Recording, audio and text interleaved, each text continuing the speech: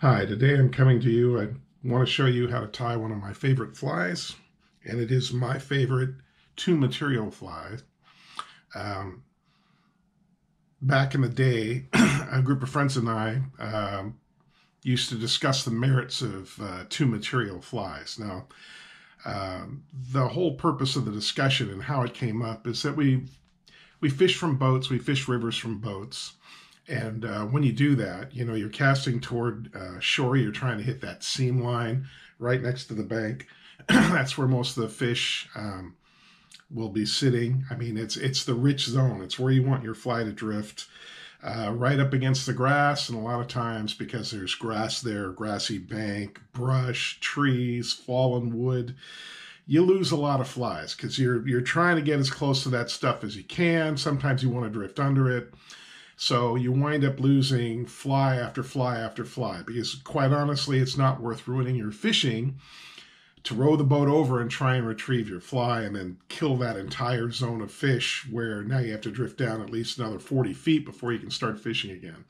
So quite often, you know, you lose dozens of fly a day. So two material fly has an advantage in that it doesn't cost so much when you lose it, and it's quick to tie. So you can usually tie them quicker than you can lose them, and you know, we're always looking for that. This fly happens to be an emerger that I developed, and I developed it right after CDC came along. Up until then, emergers were miserable things. There really was no good way to get a fly that was a good floater. People tried things like taking beads of styrofoam and then wrapping them in pantyhose and tying them at the head of the fly and using that to try and float the fly. It was just a painful mess. CDC came along and it changed all of that. Number one, it wasn't bulky. It was easy to tie with. Floats like a cork.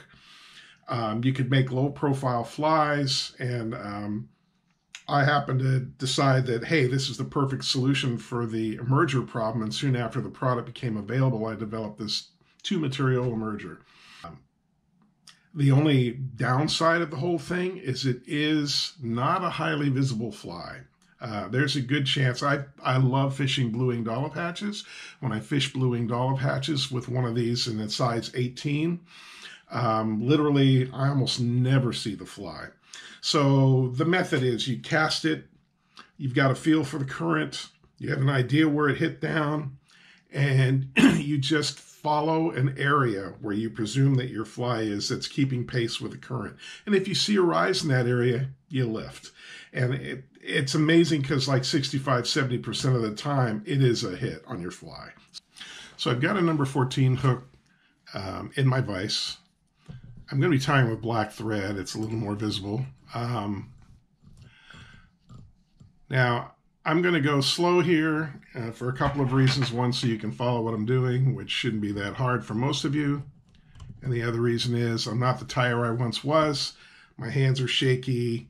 I don't have as good a feeling in them as I used to. Okay, now I learned to tie dubbing in with a loop like this. So I'll get that in.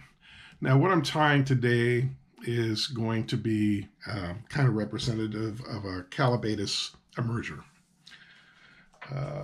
So when I use CDC for these emergers, I generally like to work with the puffs. So I'll tie one in at the back here, and that's going to be representative of either tails or a shuck. And I don't really worry about it. I'll let the fish decide what they're seeing. They hit it often enough that I don't think I have to worry. Okay. I can get rid of the rest of that.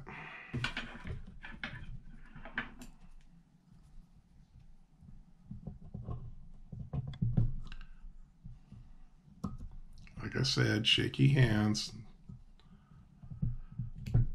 So most of you will be able to tie one of these in under 2 minutes. Some of you will be able to tie these in under 1. There's a little dubbing wax on the thread.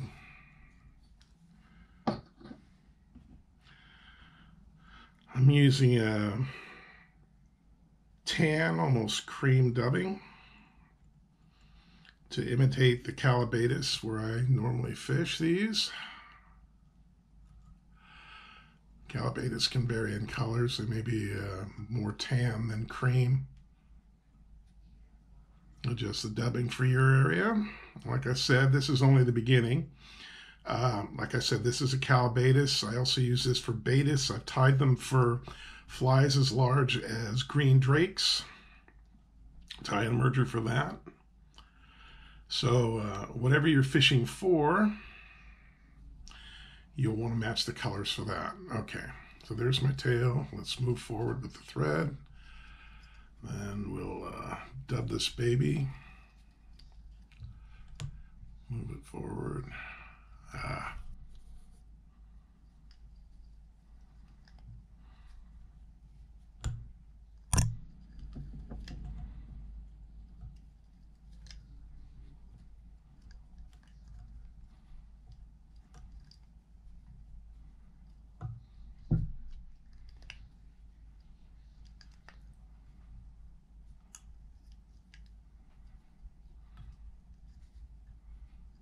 Okay, that's about far enough.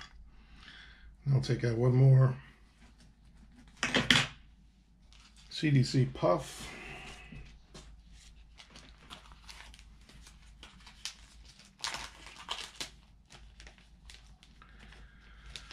And it's fairly full for the wing.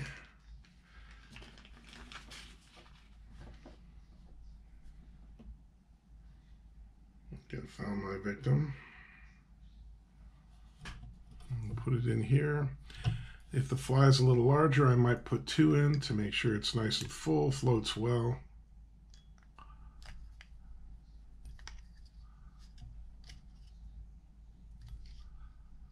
Okay. Actually, looking at that, maybe I will put in one more.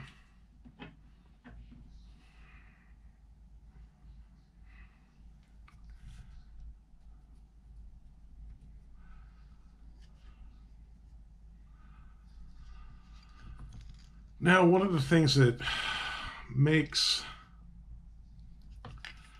an emerger such an effective pattern, so things I've discovered over nearly 50 years of fly fishing is that given the choice between caddis and mayflies, you can have a caddis hatch so thick that, you know, the water is nearly covered and have a simultaneous mayfly hatch going on that's not nearly as prolific, and the fish will pick the mayflies out of all those caddis.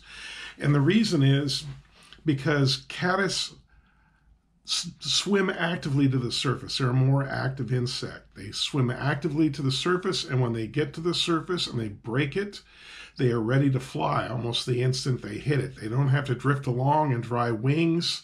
They are ready to go, which is why a lot of times when you look at fish hitting or rising fish, you can tell when they're hitting caddis because the rise is so splashy, and that's because they're chasing an insect that has a chance to get away. So they are getting after it quick before the thing can get very far above the water, if above the water at all. So you'll see splashy rises, whereas when you see a mayfly, the mayfly cycle is completely different. So mayflies float up through gases and they're pumped under their skin. They get to the top, they start cracking through the husk, and they're drifting along and they're drifting along. They crawl out of it. They pull their wings free. Their wings are not ready to go yet. They have to be pumped to full extension and dried, and then they fly away. So they are drifting, drifting, drifting. So taking them is a very easy thing, which is generally why when mayflies are hatching, the rises you'll see are more like sips, head and tail rises. It's because they're going after an insect that has a far less chance of getting away. The preferred food for trout between caddis and mayfly is mayfly, but mayflies hatch only certain times. Caddis seem to hatch all the time. That's why caddis are such an effective pattern. Now, when it comes to mayflies, Whether a fish has a choice between a cripple or an emerger or an adult, I mean, you're going to take the cripple or the emerger because that has almost no chance of getting away. It's a certain food item. That's why this fly is so effective. So I'm going to wrap a couple, maybe one, maybe two wraps here. The head. Put one. Let's get that back to the top. And two. Maybe one more, a part of one.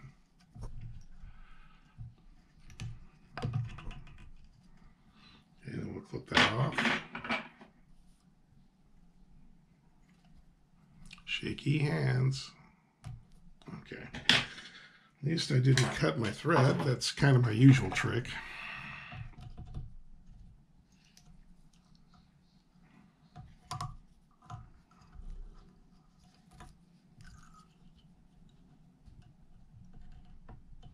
Okay, small head. Now normally I wouldn't tie this in black. I would try and match the dubbing color better. But there you have it.